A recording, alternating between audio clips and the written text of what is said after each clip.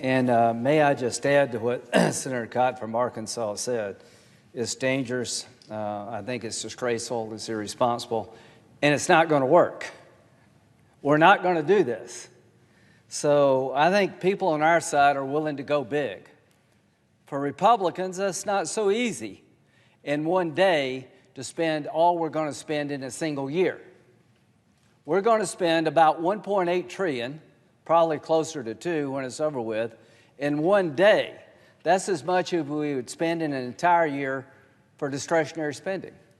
That's big. I'd like to go smart.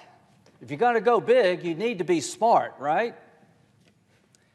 And you don't need to go crazy. The only reason we're not voting on this bill is because the House hijacked this process. Nancy Pelosi tried to control impeachment. She tried to set the terms of the debate for the United States Senate in the impeachment trial before she would send over the impeachment articles. Remember that whole debacle? And as we were dealing with this impeachment garbage, China was on fire. You'll hear more about that later in the year. But I guess what I would say is that we need to get on with it. You're not going to be successful. We're not going to let this happen to the American people. Rahm Emanuel, who I actually like, said, for every crisis is an opportunity. This is not your opportunity to impose same-day voting. In the House bill, they're requiring every state in the union, where you like it or not, to allow same-day registration and voting. I'd personally like to do that in South Carolina, not to combat the coronavirus. That's a dream that they have.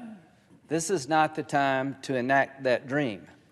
If you're on a ventilator or you're a nurse at a hospital waiting on medical supplies, please go to tell them you can't get your stuff until the Republicans agree to same-day voting.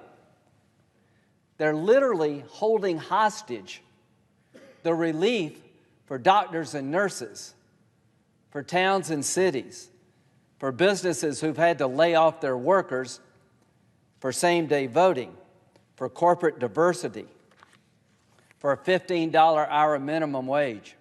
If you get a dime of money in your business, under the House bill, you have to pay your employees $15 an hour.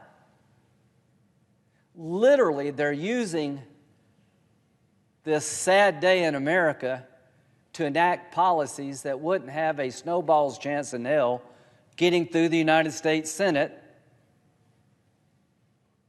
And they see this as a moment for them. We see this as a moment for you. They see this as an opportunity to do things they couldn't do without the country being on fire. To my Democratic colleagues, I will work with you to make sure that the money going to American corporations go to the right people. All of us don't want stock buybacks.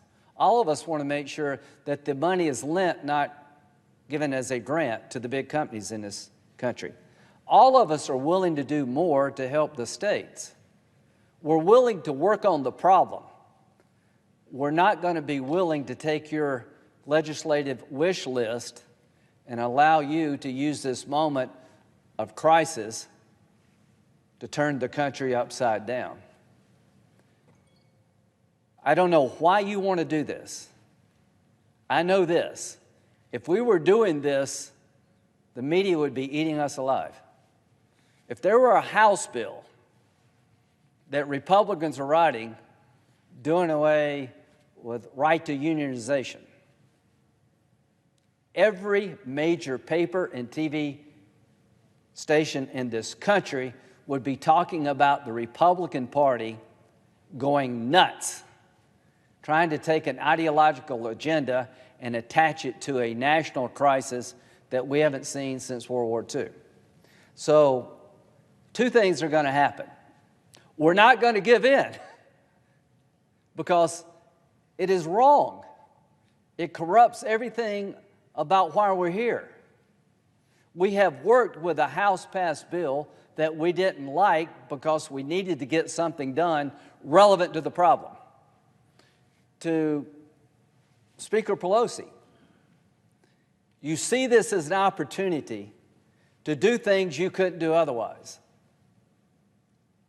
Republicans see this as an opportunity to do things that have to be done now to save lives. I have never been more disgusted since Kavanaugh. You tried to destroy a good man's life just to keep the seat open. And close friends of mine in the House have publicly said this is an opportunity to reshape the country and our image. It's not going to happen. We didn't let you destroy Brett Kavanaugh's life to keep the seat open, and we're not going to let you turn the country upside down to shape it in your image. We will work with you in a very generous fashion to help people who've lost their jobs, help doctors and nurses who've run out of supplies. Shame on you. Shame on you for coming in at the 11th hour, taking good faith negotiations, and throwing them in an ideological ditch. To the American people, they're going to give in, because what they're wanting to do should make you mad as hell. If you've got a family member who is suffering, do you really think now's the time to impose same-day voting? Student loans.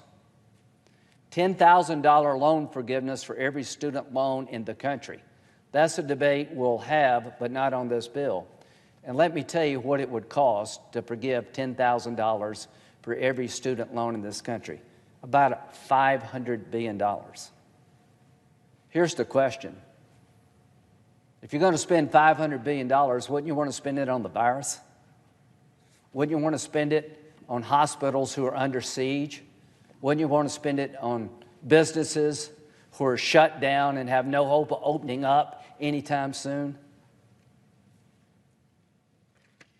So we're going to hold our ground to focus on the people who need the help the most. We're going to say no to an ideological agenda. And I can't believe that we're having to do this. What the hell has happened?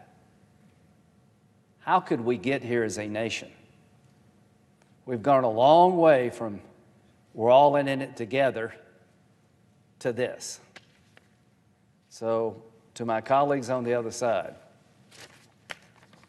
I am more than willing to work with you on unemployment insurance and all the things that are in this bill. I am not going to give in to the hijacking of the legislative process by the most partisan people in the country at a time people are dying. With that, I yield.